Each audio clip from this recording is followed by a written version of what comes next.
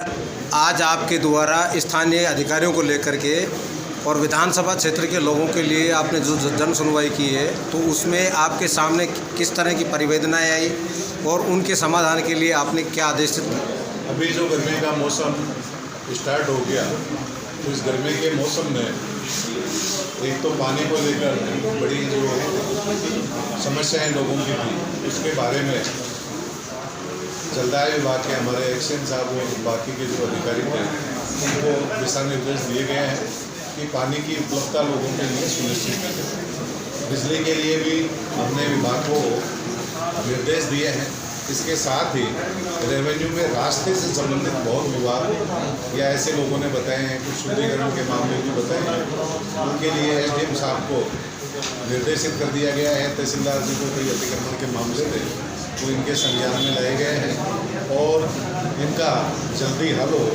आज लगभग रिकॉर्डेड लगभग 31 शिकायतें मिली हैं और उन्हें निस्तारित करने के जल्द से जल्द हम प्रयास कर रहे हैं।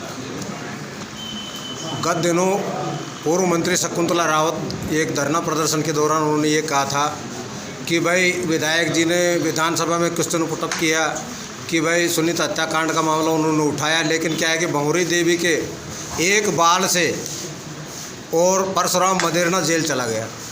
तो क्या वो केस को रीओपन करवाने की जो मांग कर रही हैं, तो क्या ये वाजिब है और क्या इस केस को आप रीओपन करवाएंगे? देखिए, चाहे भूपसेड़ा का सुनीता देवी हत्याकांड हो, चाहे मैनपुर का बालक के नरकंकाल का मामला हो, और चाहे पिछली सरकार के समय में जहाँ कानून की अवहेलना करते हुए लीपापोती की गई, उन सभी विषय पर हमारा ध्यान है और हमारे से जो भी सहयोग बन पड़ेगा वो पीड़ित परिवार के लिए हम सदैव तत्पर हैं। कि जो नारोल जो गांव है उसके लिए पूर्व मंत्री शकुंतला रावत ने कहा है कि भाई उसको ज़बरदस्ती धीरपुर में मिला दिया गया, जबकि नारोल वालों का ये कहना है कि भाई हमको प्रशासन और शासन और जनप्रतिनिधियों द्वारा हमें फुटबॉल बनाया गया है। कभी हमको बामनवास से हरसोराम जोड़ दिया जाता है, शकुंतला जी ने हमको हरसोराम जोड़ा, अब देवी सिंह जी ने हमको धीरपुर में जोड़ दिया। अब उनकी डिमांड ये है कि या तो हमको पुनः हरसोराम जोड़ा जाए या बामनवास में जोड़ा जाए या फिर हमारी ग्राम पंचायत अलग बनवाई जाए। आप पिछली बार जो पंचायतें बनी उनका और इस बार जो पंचायतें हमने जो दी हैं उनका अगर आप देखेंगे तो आपको एक समरूपता मिलेगी कि जो बड़े गांव हैं उनमें हमने पंचायत रखने का प्रयास किया, अधिकतम लोगों की सुविधा रहे इसका हमने ध्यान रखा है। धीरपुर बड़ा गांव था और उसके नज़दीक लगता हुआ ये गांव नारोल था, इसलिए उसको उसमें जोड़ा गया। इससे पहले भी नारोल हरसोरा में नहीं था। धीरपुर में पंचायत बनाने के लिए नारोल को उसमें जोड़ा जाना आवश्यक था, उसकी सीमाएं उससे लगती हुई है और मेरे ख्याल से धीरपुर पंचायत बनेगी और नारोल की सभी सुविधाओं का हम ध्यान रखेंगे। क्षेत्र में आजकल बिजली कटौती ज़्यादा हो रही है, तो इससे लोग परेशान हैं, तो इसको लेकर के आप क्या कहना चाहेंगे सर? देखिए, मैं आपको बताना चाहता हूँ कि आपको भी ये ध्यान होगा, कांग्रेस के टाइम में सिलेंडरों के लिए लाइनें लगती थी और काला बाजारी जो शब्द आया ये कांग्रेस के समय में आया। आपको 2013 से 18 जब वसुंधरा जी मुख्यमंत्री थी, 24 घंटे गाँव में सिंगल पेज की व्यवस्था थी। उसके बाद में कांग्रेस का समय आया, उसमें बिजली उत्पादन के लिए कोई प्रयास नहीं किए गए और राजस्थान में पिछले साल गर्मी बढ़ने के कारण यकायक डिमांड बढ़ गई और उस स्थिति को सुधार के लाने में भजनलाल जी की सरकार पूरी तरह से तत्पर है।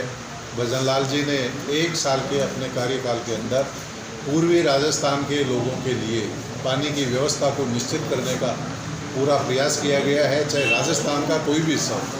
पूर्वी राजस्थान को ERCP के द्वारा हमारे शेखावाटी, सीकर, चूरू को यमुना जल समझौते से और जवाई सागर वगैरह ऐसे कई बांधों का जो पानी बहकर समुद्र में चला जाता था, सभी को सिंचाई के उपयोग में आए, इसके पूरे प्रयास उनके द्वारा किए गए हैं। और बिजली के संबंध में सौर ऊर्जा में अभी जो इस सरकार में, भजन लाल जी की सरकार में जो MOU है, उसमें आप ये मानकर चलिए आने वाले समय में राजस्थान बिजली का निर्यातक बनेगा और सबसे बड़ा स्टेट बनेगा जो बिजली का उत्पादन करेगा।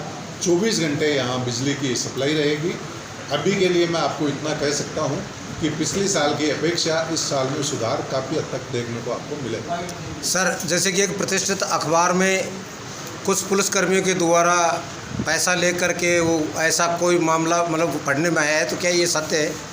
देखिए, जो पुलिस में हमारा सीधे निर्देश है कि अपराधियों को नहीं बख्शा जाना चाहिए, लेकिन इसका ये मतलब भी नहीं है कि उस अधिकार की आड़ में शरीफ लोगों को परेशान किया जाए। ऐसी एक शिकायत मिली थी जिसकी हमने SP साहब और IG साहब को शिकायत की और उसका पुनः उसकी जांच करवाई गई। DSP साहब ने उसकी जांच की और दूध का दूध और पानी का पानी हो गया। जो कर्मचारी इस एक्सटॉर्शन में सम्मिलित थे उनको सस्पेंड कर दिया गया है। हम किसी भी अधिकारी को या पुलिस को अपने कानून अधिकार के अंतर्गत लोगों को एक्सटॉर्शन करने की इजाज़त नहीं देते। Thank you.